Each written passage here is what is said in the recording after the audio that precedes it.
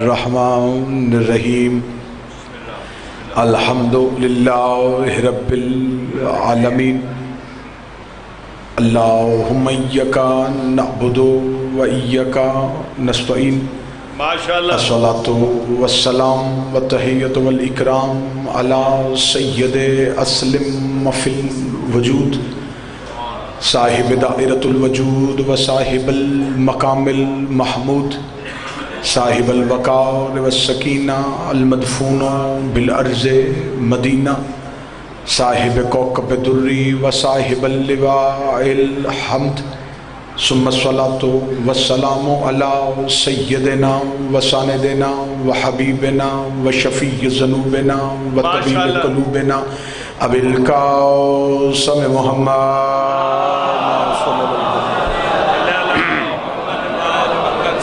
وأولاده الطيبين الطاهرين المعصومين المظلومين المنتجبين المهديين ولعنة الله على قوم الظالمين الكافرين المنافقين المتكبرين أما بعد فقد قال حق سبحانه تعالى في كتابه المجيد وفرقان الحميد وهو أصدق الصادقين وقوله الحق بسم الله الرحمن الرحيم سبح اسم ربك الأعلى الذي خلق فسوى بلندتر صلوات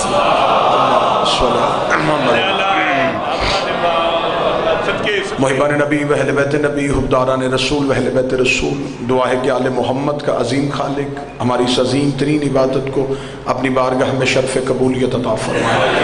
رب الحسین بحق الحسین جتنے بھی ہاتھ اس ذکر میں مانگنے کے لیے اس عزت والی دہلیز سے کوئی بھی خالی ہاتھ واپس نہیں۔ جن مرحومین کے بلند کے درجات کے سلسلے میں میرے مالک یہ عشرہ رمضان کی مجالس ہیں، میرے مالک اس ذکر کا ایک ایک حرف ایک ایک لفظ کا ثواب ان کی ارواح تک پہنچا۔ میرے مالک انہیں پہلو شبیر میں جگہ عطا فرما۔ رمضان المبارک کے میرے مالک ان رحمتوں اور برکتوں سے ہمیں مستفیض ہونے کی توفیق عطا فرما۔ ولائے علی اور عزائے شبیر نصیب فرما، عزت سادات نصیب فرما۔ دعاؤں کی قبولیت کے لیے درود سارے صحابان مل کے بابا سے بلند اللہم صلی علی محمد و علی اجازت ہے گفتگو شروع کی جا سکے۔ سب سے پہلے ابتدائی گفتگو میں تھوڑی تاخیر کے لیے معذرت خواہ ہوں۔ انشاءاللہ کل ٹھیک 6 بجے بشرط زندگی و صحت آپ کے سامنے حاضری ہوگی۔ 5 مجالس ہیں۔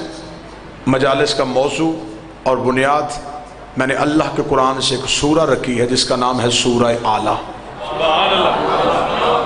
اس سورت میں علی کا راز ہے جو راز آپ کے سامنے میں پڑھنا چاہوں گا۔ عشرہ محرم اس عشرہ رمضان کا موضوع چونکہ ولاء عزا اور حرمت سادات ہے، لہذا 2 مجلسیں ولایت پہ، 2 عزاداری پہ اور ایک عزت سادات پہ پڑھنا چاہوں گا۔ سب سے پہلے قرآن میں بہت سے ایسے راز ہیں جن سے ابھی تک خود قرآن نے پردہ نہیں اٹھایا۔ میں اکثر یہ لفظ اپنے قدردانوں کے سامنے ہمیشہ پڑھتا ہوں کہ قرآن جب قاری کے ہاتھوں میں کھلتا ہے تو قرآن قاری کا چہرہ دیکھتا ہے، جتنی معرفت ہوتی ہے اتنے معنی اگلتا ہے، اور قرآن اپنی حقیقت کو بے معرفت سے چھپا لیتا ہے۔ جب قرآن اپنا عرفان چھپاتا ہے تو پھر قرآن کا ترجمہ گرامر کے لحاظ سے ہوتا ہے، عرفان کے لحاظ سے نہیں ہوتا۔ اس لیے میں نے ایک قرآن کی یہ سورت جو آپ کے سامنے منتخب کی ہے، اس میں ایک راز ہے جو میں آپ کے سامنے پڑھنا چاہتا ہوں۔ اس سورت میں سورت کا نام سورہ اعلیٰ ہے، مکی سورت ہے، کل 19 آیات ہیں سورت کی۔ اس سورت کی فضیلت میں معصوم کا فرمان ہے کہ جو شخص بروز جمعہ، جمعے والے دن سورہ اعلیٰ کی تلاوت کرے تو خدا ملائکہ سے حکم دیتا ہے کہ اس کا اتنی دیر تک ثواب لکھو جب تک میں نہ روکوں۔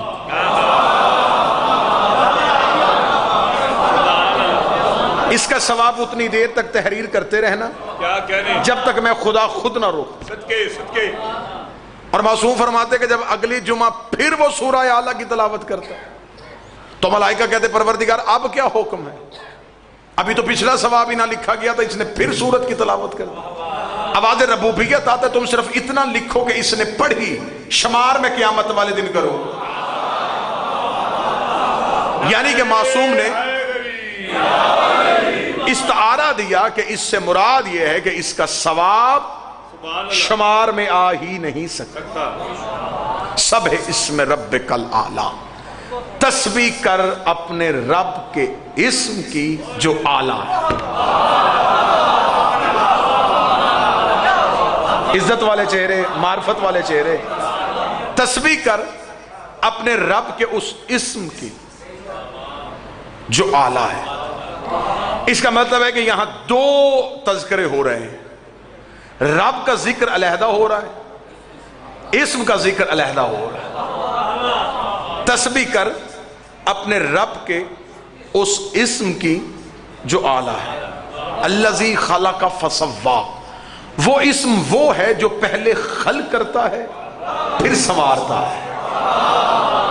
ابھی میں صرف قرآن کا ترجمہ پڑھ رہا ہوں. اس کی تسبیح کر اس اسم کی جو اعلیٰ ہے، اور اس اسم کی ہاتھ صفت کیا پائی جاتی ہے؟ وہ پہلے خلق کرتا ہے پھر سنوارتا ہے. آج موضوع صرف انہی دو آیتوں پہ رکے گا، اور میں کوشش کروں گا جتنی جلدی ہو سکے انہی دو پہ آپ کو نتیجہ دے سکے. قرآن کا جو ابتدائیہ ہے، جو آغاز ہو رہا ہے، وہ آغاز ہو رہا ہے بسم اللہ الرحمن الرحیم سے. اس کا ترجمہ آپ تاج کمپنی کے چھپے قرآن سے لے کے جہاں تک چلے جائیں ترجمہ آپ کو یہی ملے گا: شروع کرتا ہوں اللہ کے نام سے جو رحمان اور رحیم ہے. میں طالب علم ہوں، 4 مجلسوں میں اور آؤں گا، اس کے علاوہ تلا گنگ میرا گھر ہے. میں جب بھی آؤں مجھے آج تک اس حقیقت کا کھوج نہیں لگ سکا کہ شروع کس کا ترجمہ ہے. بسم اللہ الرحمن الرحیم میں یہ جو شروع ہے یہ کس لفظ کا ترجمہ ہے؟ اگر میں اس کو صرف حرف پڑھوں، بسم اللہ، با کو ہٹا دیا جائے، اس نام اللہ، اللہ کا، الرحمن جو رحمان ہے اور رحیم ہے. اہل علم آپ تشریف فرما ہیں، اس میں کوئی ایک حرف ایسا نہیں آیا جس سے مراد شروع لیا جا سکے. ایک حرف علیحدہ ہوا ہے جسے با کہا گیا ہے. وہ عربی زبان والے کہتے وہ با استعانت کی ہوتی ہے، مدد کی ہوتی ہے. اگر استعانت کے ساتھ ترجمہ کیا جائے تو پھر ترجمہ یہ بنے گا مدد ہے اس اللہ کے اسم کی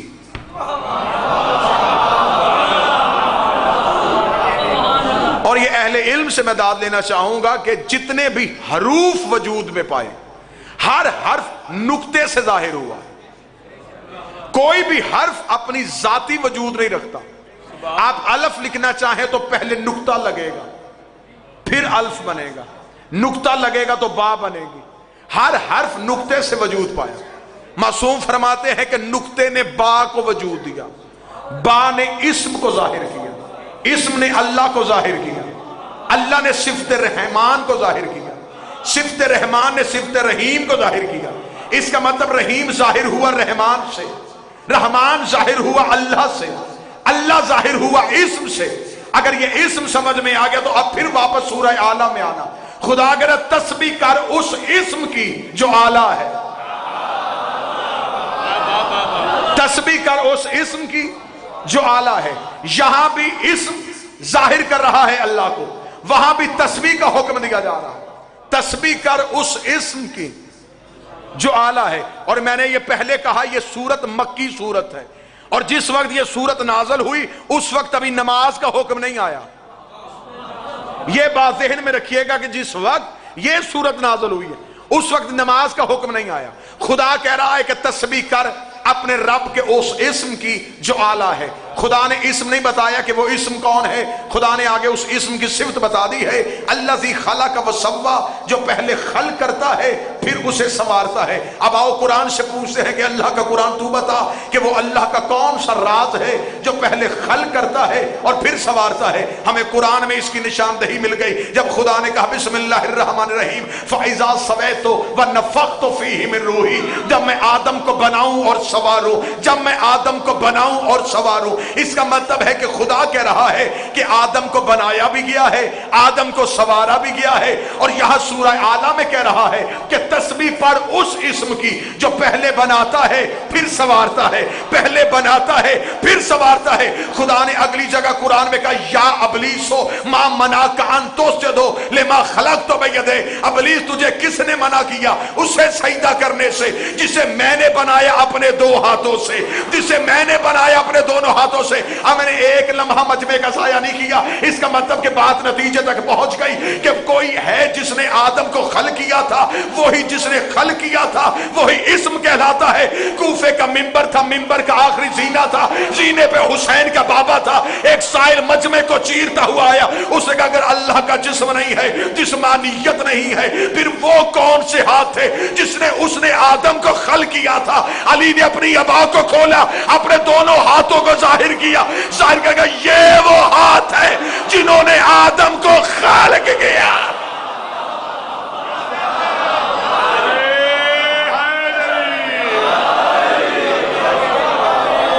یہ ہے وہ ہاتھ۔ کیا کہنے صرف آیت کا تعاقب آیت کے ذریعے سے کرے، آیت کا پیچھا آیت کے ذریعے سے کرے۔ تسبیح کر اپنے رب کے اسم کی جو اعلیٰ ہے، الذی خلق فسوی، جو پہلے خلق کرتا ہے سبحان اللہ پھر سنوارتا ہے۔ خدا کہتا ہے کہ آدم کو پہلے خلق کیا گیا پھر سنوارا گیا۔ علی فرماتے ہیں کہ یہ وہ ہاتھ ہیں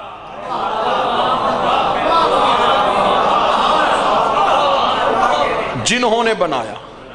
اس کا مطلب ہے کہ آیت کا ایک مفہوم ہلکا سا سمجھ میں آیا کہ جس اسم کی بات ہو رہی ہے، اسم کہتے ہیں نام کو، اس وجود کا مظہر ہوتا ہے۔ بات تھوڑی مشکل ہوگی، تمہید میں ساتھ دیجئے گا۔ اب میرے لیے انتہائی دقیق مرحلہ ہے کہ میں نے 30-35 منٹ گفتگو بھی کرنی ہے اور اس میں موضوع کی تمہید بھی رکھنی ہے جو اگلی 4 مجلسوں میں جاری کریں۔ سبحان اللہ۔ اس ہمیشہ وجود کا مظہر ہوتا ہے، اسم کے بغیر وجود پہچانا نہیں جاتا۔ بے شک۔ باہر کوئی امام بارگاہ کے باہر کھڑا تھا، کسی نے کہا مجلس کون پڑھ رہا ہے؟ کسی نے کہا ایک شخص پڑھ رہا ہے۔ شخص نے میری پہچان نہیں کروائی۔ جی بات سمجھ میں آیا تو سرکار بولیے۔ دوسرے کا نہیں، میں بتاتا ہوں تھوڑی وضاحت کر کے، ایک مرد پڑھ رہا ہے، جی بات پھر واضح نہیں۔ ایک انسان پڑھ رہا ہے، بات پھر بھی واضح نہیں۔ وہ جو پڑھ رہا ہے اس کی 2 آنکھیں ہیں، 2 اس کے ہاتھ ہے، بات پھر واضح نہیں۔ کسی نے کہا کہ یہ آصف الوی پڑھ رہا ہے، جی ادھر آصف کہا ادھر فوراً سننے والے کو سمجھ میں آ گیا کہ کون پڑھ رہا ہے۔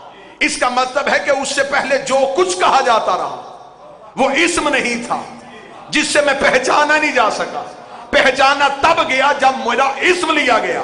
اس لیے خدا کہتا ہے کہ میں دنیا کی سمجھ میں آتا ہی نہ اگر میرا اسم ظاہر نہ ہوتا۔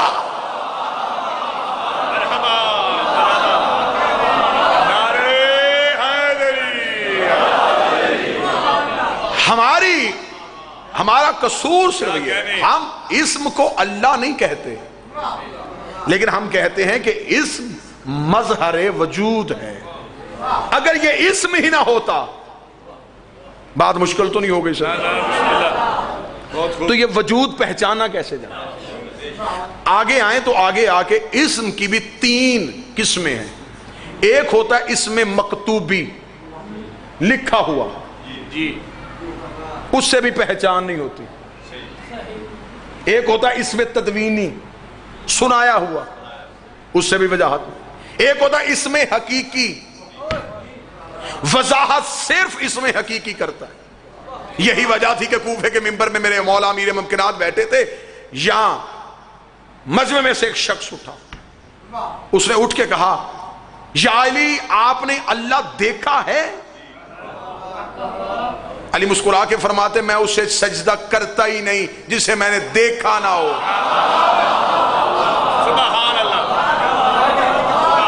بات آسان کر دیتا ہوں. بعض لوگوں کو یہ ہوگا کہ یہ کہاں سے پڑھا گیا. دعائے عرفہ تو مفاتی میں لکھی ہے نا. دعائے عرفہ میں خود امام حسین علیہ السلام کہتے ہیں اندھی ہو جائیں وہ آنکھیں جس نے تجھے نہ دیکھا ہو. حسین بد دعا دے رہا ہے. حسین کہہ رہا ہے اندھی ہو جائیں وہ آنکھیں جس نے تجھے نہ دیکھا ہو. علی فرماتے میں اسے سجدہ کرتا ہی نہیں جسے میں نے دیکھا نہ ہو. اس نے کہا مولا اگر اسے تو نے دیکھا ہے تو چل تو ہی ہمیں بتا دے کہ وہ کیسا ہوتا ہے. علی نے مسکرا کے فرمایا تیرے ظرف کے مطابق بتاؤں یا حقیقت میں بتاؤں. اسے کہا حقیقت سنا. علی مسکرا کے فرماتے تو کوئی موسیٰ ہے. ہائے ہائے تو حقیقت سننا چاہتا ہے, تو تجلی بھی برداشت نہیں کر سکتا, تو کوئی موسیٰ ہے. اس نے کہا مولا پھر میرے ظرف کے مطابق بتائیں کہ وہ کیسا ہے. اللہ نے فرمایا تیرے لیے اتنا ہی کافی ہے کہ ایسا ہے. اب چہروں پہ مجھے ولایت علی کی مسکراہٹ چاہیے.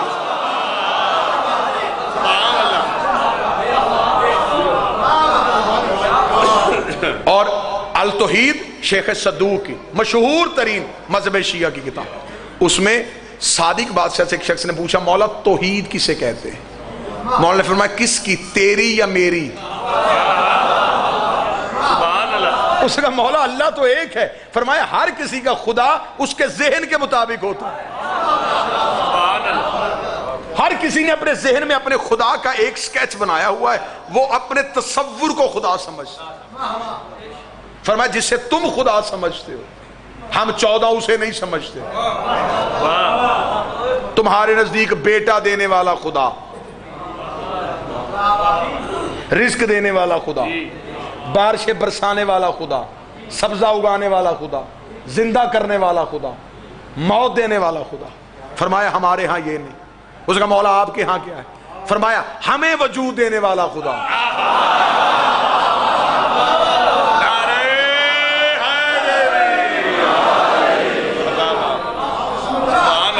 بات مشکل تو نہیں ہو رہی سر. تسبیح کر, سرکار حق ادا ہو رہا ہے, تسبیح کر اپنے رب کے اسم. سبحان اللہ. اس کا مطلب کہ کوئی رب کا اسم ہے جو اسم اعلیٰ ہے. مولوی کہتا ہے کہ اللہ کے 99 نام ہیں, 1000 تو جوشن کبیر میں ہے. 1000 نام تو خود امیر ممکنات جوشن کبیر میں. بابا اللہ کے نام اسم بہت سے ہیں, لیکن کچھ اسم دیکھیں, ایک ہوتا ہے اسم, ایک ہوتا ہے اسم اعظم, ایک ہوتا ہے اسم اعظم الاعظم, ایک ہوتا ہے اسم اعظم الاعظم الاعظم. میں دلیل دیتا ہوں, پھر میں دعائے عرفہ کا حوالہ دوں گا. رمضان المبارک ہے, دعائے عرفہ کی تلاوت کیجئے گا. دعائے عرفہ پہ معصوم فرماتے اللہم انی اسألک باسمک الاعظم الاعظم الاعظم. اے اللہ میں اس اسم کا سوالی ہوں جو اعظم ہے, اعظم ہے, اعظم ہے. جناب سلمان نے ایک دن کوفے کے باہر بیٹھ کے ایک معجزہ دکھایا تھا. جب جناب سلمان نے کہا واللیل ادبر والنہار اقبل, رات آگے آ جا دن پیچھے ہو جا. رات آگے آ دن پیچھے ہو. جناب ابو ذر نے دیکھا کہ سلمان کی انگلی کے اشارے کے ساتھ سورج طلوع ہو رہا ہے. ابو ذر نے قدموں میں بیٹھ کے کہا سلمان یہ کون سا انوکھا کھیل کھیل رہا ہے. سلمان نے کہا کھیل کوئی نہیں کھول رہا. آج صبح قرآن پڑھ رہا تھا, اللہ قرآن میں کہتا پاک ہے وہ ذات جو رات سے دن نکالتی ہے. دیکھ رہا تھا کیسے نکالتی.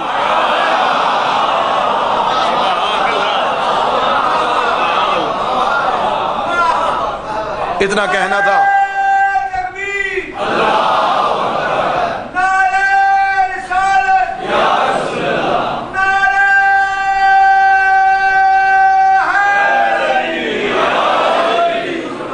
دیکھ رہا تھا کیسے نکالتی. جناب ابو ذر دوڑے ہوئے مولا کے پاس ہے. مولا باغ میں بیٹھے تھے, مولا کے قدموں میں ابو ذر بیٹھ کے لگا مولا یہ سلمان کیا کر رہا ہے.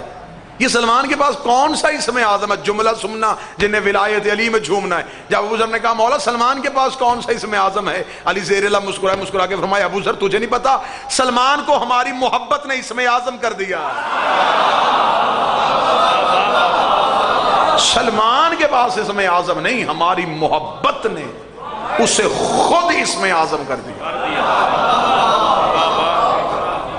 یہی تو وجہ تھی نا. جب میں یہاں پہ ایک اور بڑا چھوٹا سا واقعہ یہیں پہ کوٹ کر دیتا ہوں. جب مامون سمندری سفر پہ گیا تھا اور اس نے اپنے نوکر سے کہا کہ امام رضا علیہ السلام سے کوئی تعویذ لکھوا کے لے کے آ. اس کا نوکر جب آیا تو دروازے پہ آیا, دروازے پہ جناب معروف کرخی کھڑے تھے. اس نے کہا معروف مامون نے بھیجا ہے کہ امام سے کہہ کہ کوئی تعویذ لکھ کے دیں, سمندری سفر میں اگر طوفان آئے, مشکل آئے, مصیبت آئے, میں پڑھوں. معروف تھوڑی دیر بعد آیا, اس کے ہاتھ میں کاغذ کا ٹکڑا دیا, فرمایا مامون کو کہنا کہ اس دعا کی تلاوت کرے اگر مشکل بنے. وہ سپاہی لے کے چلا گیا, اس نے مامون کو دیا, مامون نے جیب میں رکھا. سمندری سفر شروع ہوا, وسط میں گئی تھی کشتی, یا طوفان آ گیا, کشتی ڈولی, موت یوں سر پہ نظر آئی. جلدی سے جیب میں سے وہی کاغذ نکالا, جلدی سے دعا پڑھنے لگا. اس دعا پہ لکھا تھا میرے اللہ میری کشتی کو بچا, تجھے معروف کرخی کا واسطہ. اللہم نجا حاضر سفینہ بحق معروف کرخی, میرے اللہ میرے سفینے کو بچا لے, تجھے معروف کرخی کا واسطہ. یوں ڈولتی ہوئی کشتی پہ اس نے ملازم کو بلا کے, نوکر کو بلا کے پوچھا کس سے لکھوائی تھی دعا؟ اس نے کہا امام سے ملاقات نہیں ہوئی, دروازے پہ معروف کھڑا تھا. وہیں سے کاغذ لے کے غصے کے ساتھ اس نے کہا دھوکہ کر دیا اصول عام نے ہمارے ساتھ. یہ کہہ کے اس نے یوں کاغذ دریا پہ مارا, لہروں کے ساتھ کاغذ کا لگنا تھا, لہروں میں سکوت آ گیا. ڈوبتی ہوئی کشتی پھر آئی اوپر, سانس واپس آئے, زندگی کی لہر واپس آ گئی. کنارے پہ کشتی پہنچی, دربار پہ پہنچ کے کہنے لگا باقی حساب بعد میں جلدی کرو, معروف کو گرفتار کر کے لے کے. معروف کو گرفتار کر کے مامون کے دربار میں کھڑا کیا گیا. مامون نے کہا سزا تو تیری بہت بڑی ہے, تو نے سرکاری حکم کی خلاف ورزی کی ہے, لیکن پہلے مجھے یہ بتا, میں تیری جان بخش دوں گا, تجھے امان دے دوں گا, کوئی تلوار تیری گردن پہ نہیں چلے گی, مجھے صرف وہ اسم اعظم بتا دے, مجھے وہ صرف اسم اعظم بتا دے جو امام نے تجھے تعلیم کیا ہے اور تو وہ پڑھتا ہے, جس کی وجہ سے تیری دعا میں اتنا اثر آ گیا تھا. اتنا کہنا تھا. معروف کرخی نے کہا مجھے امام کی عزت کا واسطہ, مجھے امام نے کوئی ایسا اسم اعظم تعلیم نہیں دیا. اس نے کہا پھر تیرے پاس وہ کون سا اسم اعظم ہے؟ اس نے کہا میرے پاس کوئی اسم اعظم نہیں. 14 سال ہو گئے مجھے بطول کے بیٹے کا پانی بھرتے ہوئے. 14 سال میں امام کئی مرتبہ دن میں مجھے بلاتے ہیں, معروف پانی لے کے آ, معروف مصلی لے کے آ, معروف کانا لے کے آ, معروف بازار میں جا, معروف میری ابا لے کے آ. 14 سال میں زہرا کا بیٹا بار بار اپنی زبان سے میرا نام لے رہا ہے. میں صرف دیکھنا چاہتا تھا میرا نام اسم اعظم بن بھی گیا ہے یا نہیں بنا.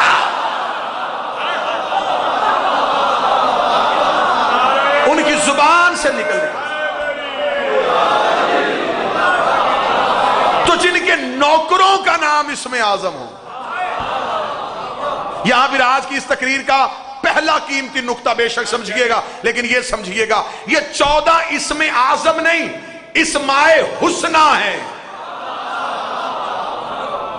اکثر لکھا جاتا ہے علی کا نام وہ اسم اعظم ہے, کمبر اسم اعظم ہے, سلمان اسم اعظم ہے. 14 اسم اعظم نہیں, اسماء حسنہ ہے. یہی وہ اسم تھے جنہیں پڑھ کے آدم کی توبہ قبول ہوئی تھی. مولا نے فرمایا کہ ہر ایک انسان کی توحید اس کے ذہن کے مطابق. آج یہ عظمت توحید کی کمی کی وجہ ہے کہ ہم فضائل علی پڑھتے ہیں اور لوگوں کی توحید خطرے میں چلی جاتی ہے. اس وجہ کہ لوگوں نے اپنے ذہنوں کے مطابق اللہ سوچا ہوا ہے. کبھی علی سے اللہ لے کے دیکھنا,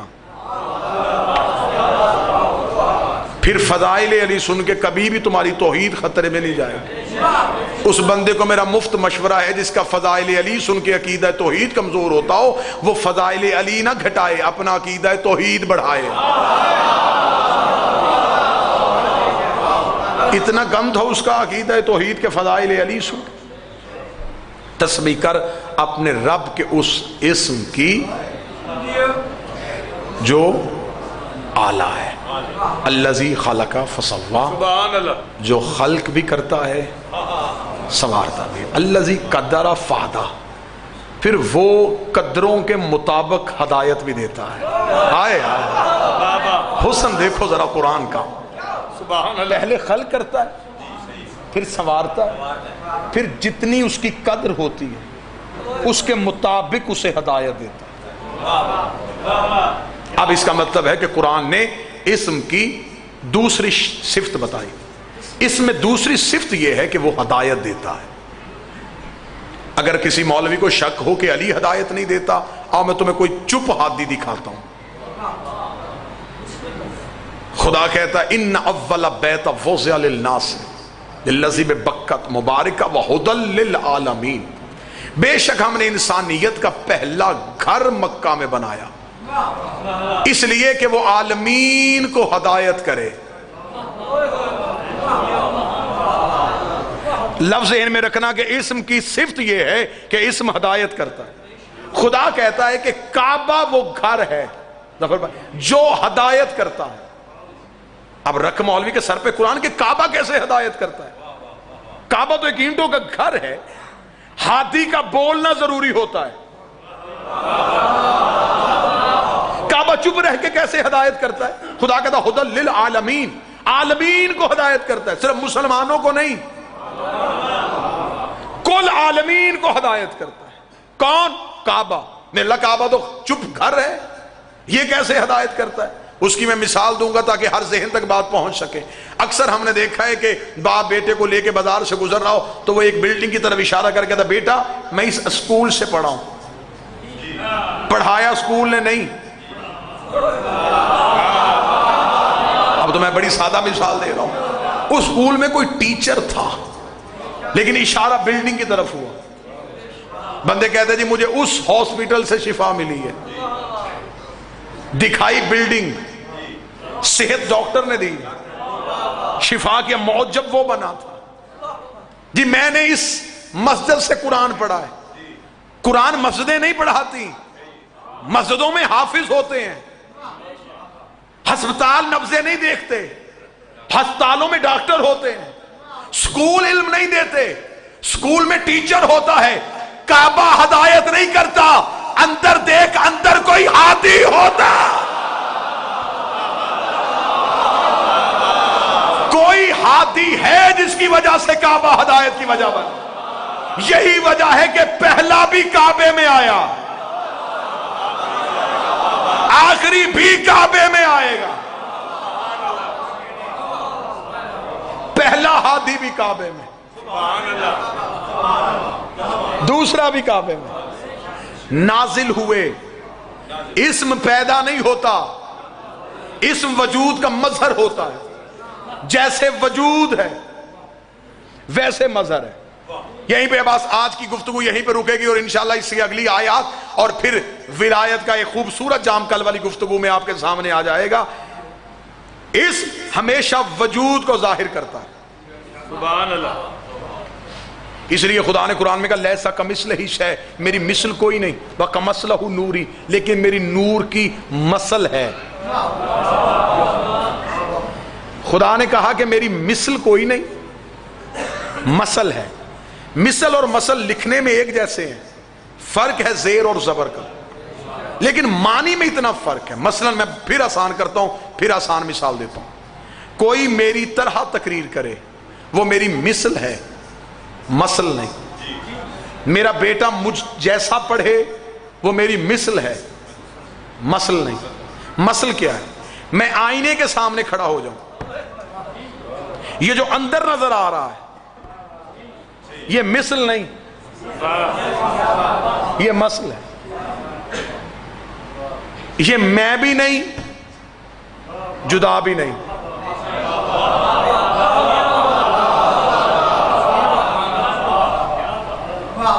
اب میرا کوئی قصور نہیں، عمران بھائی کا حکم تھا کہ مشکل ترین موضوع یہاں سنا جاتا ہے تو مشکل ترین گفتگو، اور آپ نے بہت محبت کے ساتھ ان باتوں کو سنا، سماعت فرمایا۔ جو آئینے کے اندر نظر آ رہا ہے وہ مثل نہیں، مثل۔ بابا جی میں نے ہاتھ اٹھایا اس نے بھی اٹھا دیا، میں بیٹھا وہ بھی بیٹھا، میں مسکرایا وہ بھی مسکرا دیا۔ اب لفظ کہوں جس کے لیے مجھے اندر سے دعا چاہیے، وہ سب کچھ میری طرح اس لیے کرتا ہے کہ اس کا اپنا ارادہ کوئی نہیں۔ زندہ باد۔ وہ کرتا ہے جو میں کرتا ہوں۔ خدا نے کہا میں نے انہیں مثل بنا کے نہیں بھیجا، میں نے مثل بنا کے بھیجا۔ ارادہ یہ کرتے ہیں، تکمیل میں کر بندے کو شک ہو قرآن ابھی ممبر پہ لے کے آئے بائے بسم اللہ سے شروع کرتے ہیں سینے والناس تک چلے جاتے ہیں نبی بولا خدا نے کہا یہ تو نہیں بولا تیرے اندر میں بولتا ہوں کنکریاں رسول نے ماری خدا نے کہا وما رمیت اذ رمیت لیکن اللہ رما یہ کنکریاں تو نے نہیں پھینکی یہ کنکریاں میں نے پھینکی ہے بیعت نبی نے اپنے ہاتھوں پہ کروائی خدا نے کہا ان کا ہاتھ تیرے ہاتھ پہ نہیں ان کا ہاتھ اللہ کے ہاتھ پہ تھا اس کا مطلب بولا رسول ہے اللہ نے کہا میں بولا کنکر رسول نے پھینکے خدا نے کہا میں نے پھینکے بیعت نبی نے کروائی خدا نے کہا میں نے کروائی یہ خم خدیر پہ جو علی کی ولایت کا اعلان ہوا یہ رسول نہیں کر رہا خود خدا کر رہا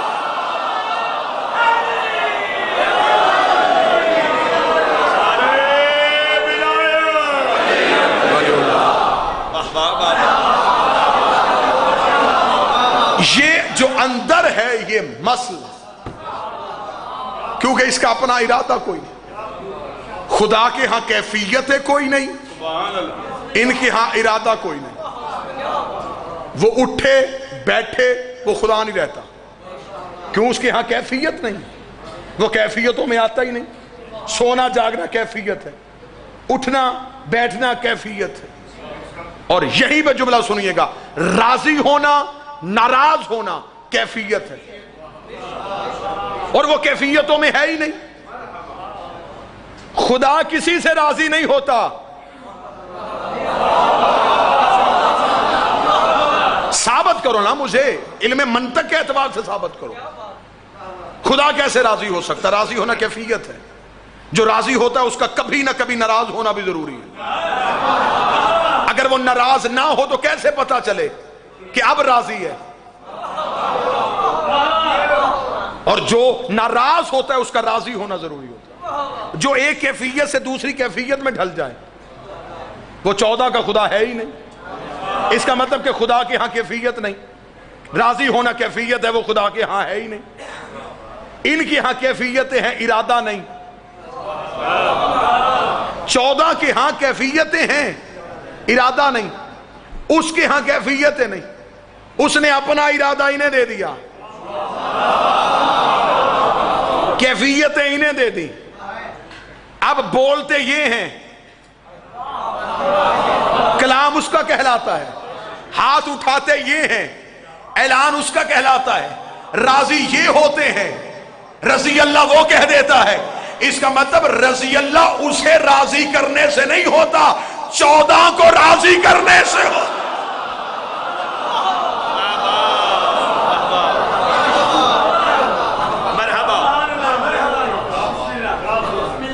اور التوحید ہی میں شیخ صدوق نے لکھا معصوم سے پوچھا گیا مولا یہ اللہ کا ترجمہ کیا ہے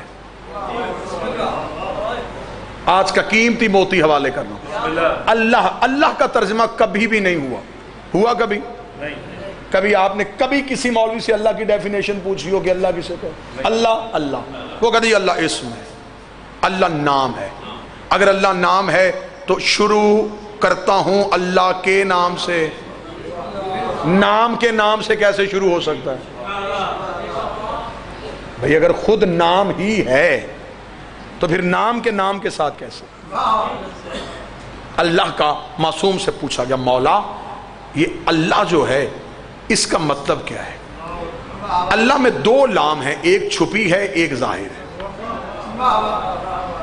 لکھنے میں 2 لام ہیں پڑھنے میں 1 مولانا نے فرمایا یہ جو اللہ میں الف ہے یہ انعام کا ہے میں نے کتاب کا حوالہ دیا التوحید شیخ صدوق معتبر ترین کتاب فرمایا اللہ میں جو الف ہے یہ انعام کا ہے مولا کس چیز کا نام فرمایا انعام بولایتی جس نے تم پہ انعام کیا ہماری ولایت کی صورت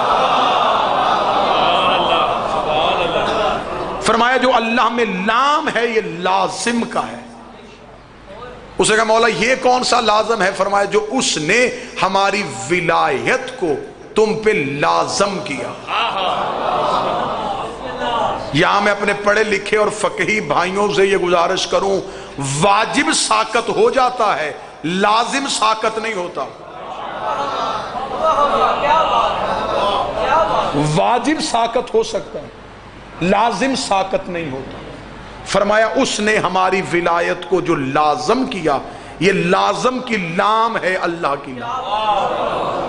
اگلی سطر کہوں گا اور چند چہروں پہ پریشانی نہ آئے، ہر چہرہ مجھے کھلا ہوا چاہیے۔ فرمایا جو اللہ کے آخر میں ہاں ہے یہ ہلاکت کی ہے۔ اس کا مولا یہ کون سی ہلاکت ہے؟ فرمایا جس نے ہماری ولایت کو نہ مانا اس کی ہلاکت۔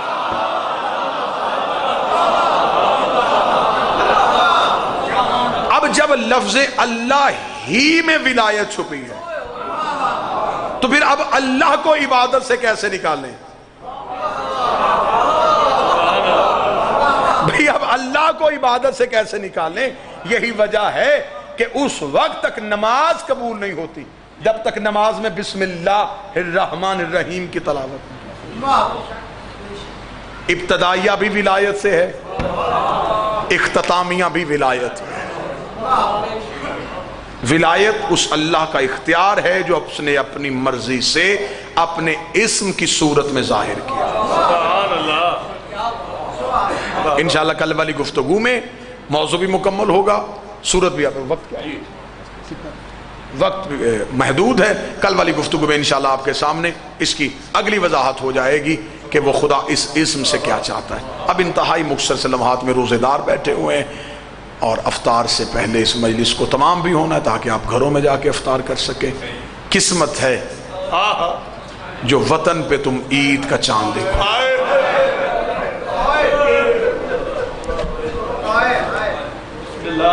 دو وقت ایسے ہوتے ہیں جس وقت میں بیٹیوں کو پیکے بڑے یاد آتے ہیں۔ منت کروں گا، دنیا کی رسم سمجھنا، رواج سمجھنا، رمضان آئے تو مبارک کہنا لوگوں کا رسم اور رواج بن گیا، لیکن یہ یاد رکھنا اس رمضان میں علی کی بیٹیاں یتیم، اس رمضان میں علی کے درس کے طریقے تبدیل ہوں، اس رمضان میں علی پوچھا کرتے تھے کتنے دن رہ گئے؟ صحابہ پوچھتے تھے یا علی کبھی کسی مہینے میں آپ نے دنوں کا حساب نہیں کیا؟ علی رو کے فرماتے زیادہ گزر گئے تھوڑے رہ گئے۔ اس رمضان کے پورے مہینے میں علی نے داڑھی کو خضاب نہیں کیا۔ نوکر نے آگے بڑھ کے کہا یا علی داڑھی کو خضاب کیوں نہیں کیا؟ فرمایا یہ لہو سے خضاب ہونے والا۔ دو وقت ایسے ہوتے ہیں بیٹیوں کو پیک کے گھر بڑے یاد آتے ہیں، ایک عید والا دن، ایک بیٹیوں کے جنازے۔ بس میں 1 منٹ پڑھوں گا، رسم سمجھنا، معاشرے کی اصلاح سمجھنا، یہی رواج ہے۔ عید آتی ہے، بے شک بھائی ناراض بھی ہو، بیٹی دروازے پہ کھڑی ہو جاتی ہے، نظریں پہ کے گھر کی طرف ہوتی ہیں، عورتیں پوچھتی ہیں کوئی نہیں آیا؟ کبھی نہیں کہتی کہ نہیں روٹھ گئے ہیں مجھ سے، کہتی نہیں وہ بڑے مصروف ہیں۔ کبھی بھی دل سے بھائی کا برا نہیں سوچتی، اندر سے کہہ رہی ہوتی کاش کہیں سے آ جائے۔ عید والے دن بہنوں کو بھائیوں کی بڑی انتظار ہوتی ہے، بیٹیوں کو باپ کی بڑی انتظار ہوتی۔ قسمت محمد کی بیٹیوں کی، مسلمانوں کی 2 عیدیں، سیدوں کی دونوں عیدیں کوفہ کھا گیا۔ اس عید پہ زینب یتیم ہو گئی، اگلی عید پہ لاہور والی بی بی اجڑ گئی۔ دوسرا ہوتا ہے بیٹیوں کا کفن پہ کے لے کے آتے ہیں۔ آخری سطر پڑھوں گا اور میں ممبر چھوڑ دوں گا، مجھے عزت علی کی قسم ہے کہ بے شک پیکے جتنے بھی غریب ہو، بہن مر جائے، 5 بھائیوں، ہر ایک کی خواہش ہوتی ہے کفن میں لے کے جاؤں گا۔ بڑا کہتا میں نے دینا، مجھے قرآن پڑھاتی رہی ہے۔ دوسرا کہتا میں دوں گا، مجھے انگلی پکڑ کے چلنا سکھاتی رہی ہے۔ تیسرا کہتا میں دوں گا، مجھے ماں بن کے پالا ہے۔ ہر بھائی کی خواہش ہوتی ہے کہ بہن کا کفن میں لے کے جاؤں۔ کوئی سید بیٹھا ہو، میں غیر سید ہوں، میں امتی ہوں، کنیز کا بیٹا ہوں، مجھے جملہ معاف کر دینا۔ قسمت ہے علی کی بیٹی کی، عید والا دن بھی اجڑ گیا۔ اور جب بی بی پہ شام کی پہاڑیوں پہ موت آئی، فضا رو کے کہتی سجاد لا ماں کا غسل کفن دے۔ اتنا جملہ کہنا تھا، سجاد کا جسم کانپا، آواز آئی میرے پاس میری ابا ہے، کفن ہوتا تو سکینہ کرتے کے ساتھ نہ دفناتا۔ یہ جملہ کہنا تھا، بی بی کا نوری محل کانپا، آواز آئی نہ مانگ فضا اور میرا سجاد غریب۔ ولا لعنت علی القوم الظالمین وسيعلم الذين ظلموا یا محمود بحق محمد یا علی بحق علی یا محسن بحق الحسن یا قدیم الاحسان بحق حسین علیہ السلام یا فاطر السماوات والارض بحق فاطمہ الزہرا صلوات اللہ علیہا۔ میرے مالک میرے خالق آل محمد کی عزت و عصمت و طہارت کا واسطہ میرے مالک کے ذکر کو اپنی بارگاہ میں قبول و منظور فرما، چہاردہ معصومین کی بارگاہ میں قبول و منظور فرما۔ اس ذکر کے ثواب ہمارے بھائی عمران مرتضیٰ کے جتنے بھی مرحومین ہیں ان کے والدین اور شہداء ملت جعفریہ ان کی ارواح تک پہنچا۔ عزت آل محمد کا صدقہ ہمیں ولائے علی اور رضا شبیر نصیب فرما۔ ربنا تقبل منا انک